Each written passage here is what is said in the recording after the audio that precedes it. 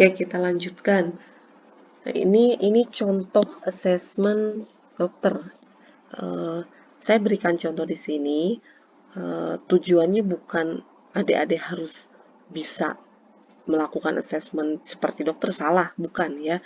Tapi untuk memberikan gambaran perbedaan pengisian SOAP antara dokter dengan kita apoteker. Untuk apa kita tahu itu? Ya, karena nanti di dalam rekam medik yang adik-adik akan baca itu tidak hanya SOAP-nya apoteker ya atau SOAP-nya perawat, tapi justru juga yang akan muncul di sana adalah SOAP dokter atau catatan ya, catatan SOAP dari dokter ya, catatan perkembangan pasien yang dituliskan oleh dokter. Mereka pun sama menggunakan salah satunya menggunakan metode SOAP ini. Namun pengisiannya sedikit berbeda dengan yang diisikan oleh apoteker. Artinya, jangan sampai nanti keliru membaca atau keliru memaknainya. Ketika adik-adik baca asesmennya dokter, di asesmennya isinya diagnosis itu ya. Nanti jangan berpikiran bahwa wah nih apotekernya keliru nih cara mengisinya, mengisi SOAP-nya misalnya. Nah, bukan keliru, tapi mungkin memang yang adik-adik baca itu adalah SOAP yang dituliskan dokter, bukan SOAP-nya apoteker. Oke. Kita lihat ya, di sini untuk data subjektif sama ya, baik dokter maupun apoteker, semua data subjektif berisikan keluhan pasien, data demografi, riwayat pengobatan, riwayat keluarga, dan riwayat sosial, dan sebagainya. Semua di data subjektif. Data objektif sama juga, data-data yang berasal dari hasil pengukuran tenaga kesehatan. Dalam ini ada suhu, ada tekanan darah ya. Nah, asesmennya. Kalau dokter ini asesmennya mereka melakukan penilaian terhadap penyakitnya kan, maka yang dinilai adalah penyakitnya, maka asesmennya atau hasilnya adalah berupa diagnosis ya.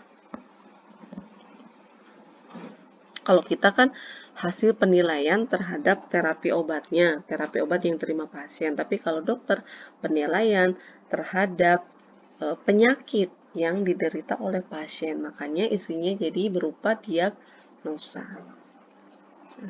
infeksi ya. Plans-nya, nah ini,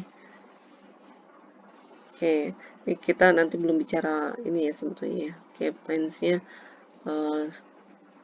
plans itu rekomendasi ya, jadi rekomendasi terapi. Sebentar, coba saya cek dahulu. Oke, atau nanti plans-nya saya bahas di slide selanjutnya ya. Ini contoh assessment dari dokter ya. Jadi untuk SOAP dokter, assessment ini berisi diagnosis. Sedangkan apoteker isinya adalah penilaian terhadap terapi pasien. Jadi kalau ada dilihat rekam medik, baca rekam medik di puskesmas, di rumah sakit. Kalau isinya diagnosis, bisa jadi SOAP itu merupakan SOAP-nya dokter. Oke, berbeda lagi dengan SOAP-nya perawat ya. Ini contoh assessment dari perawat. Oke, bisa untuk data subjektif sama ya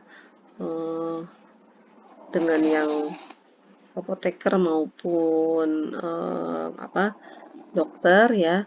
Data objektifnya ada sedikit perbedaan, di mana di data objektifnya selain data-data yang memang terukur, ada tambahan juga, jadi mengisikan terapi yang diberikan atau yang diresepkan dokter.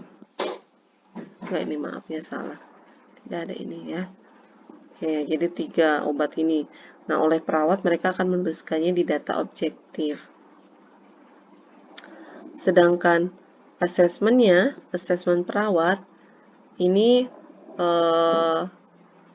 karena perawat pun sebetulnya juga ada bisa mereka memiliki kewenangan untuk menilai ya. Jadi ini menilai kondisi klinis atau menilai masalah masalah klinis yang terjadi pada pasien. Nah, asesmennya perawat seperti ini contohnya. Pasien mengalami infeksi pada telinga kiri dan sudah mengeluarkan nanah atau cairan yang berbau. Jadi si perawat ini menilai sebetulnya pasien ini sakitnya apa, tapi beda dengan diagnosa dokter. Kalau diagnosa dokter kan tadi misalnya infeksi, otitis media akut. Si perawat ini dia menilai sebetulnya secara fisik pasien ya,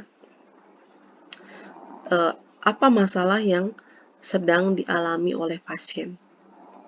Itu. Nah, mereka menuliskannya di assessment. Itu ya. Plans-nya nanti kita bahas di bab plans ya. Nah, ini seperti ini. Jadi mudah-mudahan bisa dibedakan asesmen apoteker, dokter, dan perawat.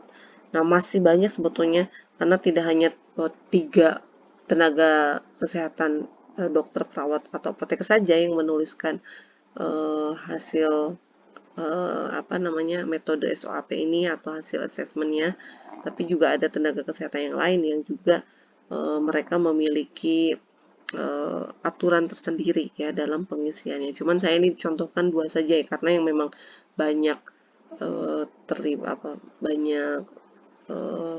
terlibat atau banyak berkolaborasi dengan apoteker, dokter, dan perawat, meskipun yang tenaga kesehatan yang lainnya juga sangat mungkin ya. Oke, mudah-mudahan bisa dibedakan. Jadi ketika membaca atau membuka rekam medik, adik-adik sudah paham ini SOAP-nya siapa, atau ya dokter kah, perawat kah, atau apoteker kah mungkin yang mengisinya. Karena agar tidak terjadi kebingungan, termasuk saat mengambil data penelitian. Ini masih kadangkala masih banyak yang keliru. Yang banyak diambil malah SOAP perawat misalnya, atau SOAP dokter yang padahal kita mau melihat terapinya misalnya, kita bisa merujuk sebetulnya di catatan penggunaan obat yang dituliskan oleh farmasis atau di SOP farmasis jika memang ada, ya itu akan jauh lebih baik. Oke, kita lanjutkan. Nah, selanjutnya adalah plan. SOAP, P-nya itu adalah plan, bisa juga kita tuliskan sebagai care plan. Apa itu plan atau care plan? Plan atau care plan ini merupakan rekomendasi ya dari apoteker ya. Dalam hal ini apoteker gitu ya. Jadi terkait dengan hasil asesmen yang sudah kita tentukan sebelumnya ya. Jadi setelah kita lakukan identifikasi data subjektif, objektif, dan asesmen ya, maka langkah selanjutnya adalah menyusun rencana atau rekomendasi ya. Jadi plan ini rencana atau rekomendasi yang bisa kita lakukan untuk menyelesaikan masalah atau untuk menyelesaikan DRP yang muncul. Kalau DRP-nya bersifat aktual ya, sudah terjadi, atau untuk menyelesaikan masalah atau untuk mencegah masalah jika DRP-nya itu bersifat potensial ya, atau berpotensi munculnya DRP. Nah, rekomendasi ini bisa berupa rekomendasi terapi, kemudian rekomendasi monitoring, dan rekomendasi konseling atau KIE, komunikasi, I-nya informasi, I-nya edukasi.